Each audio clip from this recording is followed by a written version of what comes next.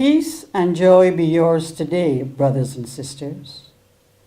Our reflection is based on 1 Peter chapter 4, verse 10. It reads, "Each one of you has received a special grace. So like good stewards responsible for all these different graces of God, put yourselves at the service of others." What is grace? What is your special grace? Grace is the unmerited favor that God gives us to become His beloved children. It is a virtue through which we participate in the life of God. It is not simply an abstract gift. It is a gift that demonstrates itself in action. Let us look at the grace of compassion as seen in the story of the Good Samaritan. We all know the tale.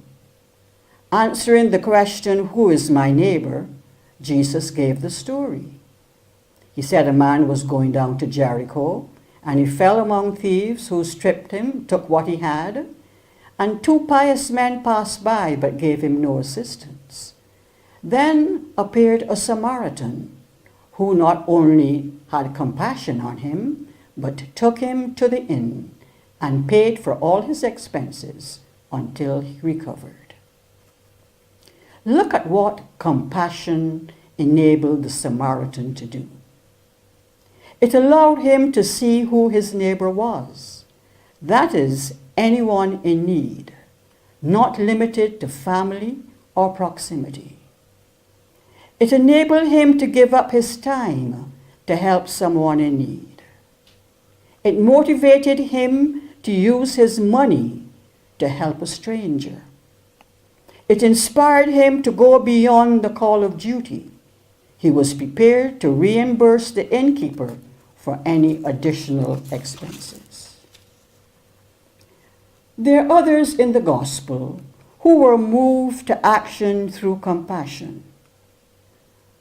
Read the story of Dorcas, the dressmaker, in Acts, who through compassion made clothes for the widows in her area. And look at Jesus himself, filled with compassion, healed the 2 blind men who begged for mercy. And can you remember Joseph of Arimathea, who through compassion gave up his tomb for the burial of Jesus? Again, I asked, what are your special graces? Do they, as advocated in today's reading, motivate you to put yourself in the service of others? Loving God cannot exclude your neighbor. We all want Jesus to say to us, "Well done, thou good and faithful servant." Let us then be doers of the word and not hearers only. Let us use our special graces to uplift our church and our community. Amen.